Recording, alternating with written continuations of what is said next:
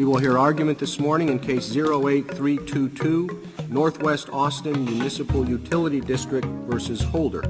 Mr. Chief Justice, and may it please the Court, our long experience demonstrates that racial discrimination in voting has been persistent and adaptive. Only after careful assessment of the record did Congress find that the case-by-case method was inadequate and that Section 5 continued to do important work within the covered jurisdictions. Keep the act together! Keep the act together!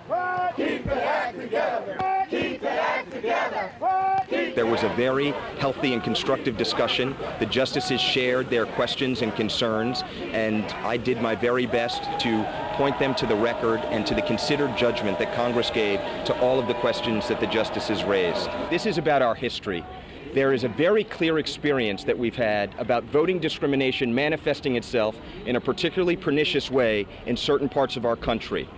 Congress has observed this discrimination beginning in 1965 and reopened our democracy to people that had been blocked out. Targeting these jurisdictions to allow minority voters to participate in the political process is an available option to Congress, and what Congress did in 2006 was decide to stay the course. The Constitution calls for equality. They found a lot of discrimination that suggests that equality has not yet been met, and they decided to stay the course and not quit the job halfway done. There are repetitive violations, repetitious violations of minority voting rights, and that is why we need this powerful remedy to see that democracy can mean something.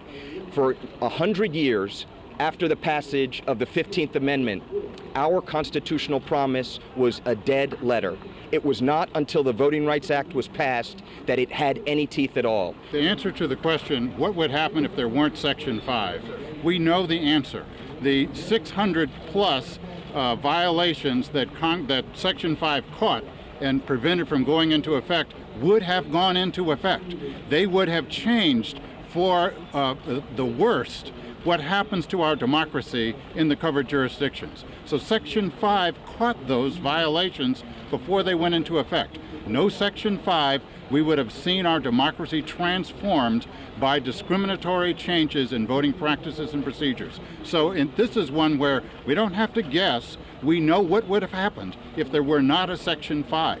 It is a checkpoint, and the checkpoint caught those violations before they happened.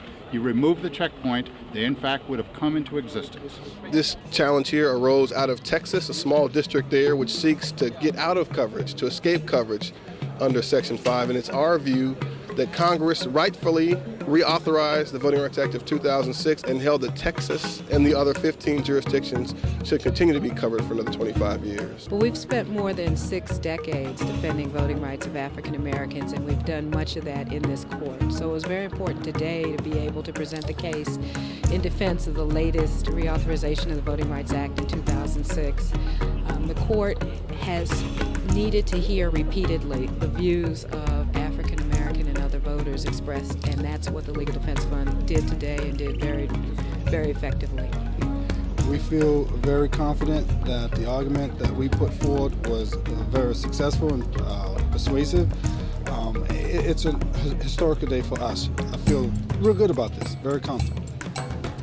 As well, I feel confident, and not just for us individually as a couple, but for us as a nation as well, in the fact that we're hoping that the Voting Rights Act does remain intact and that there is not any changes with the Voting Rights Act.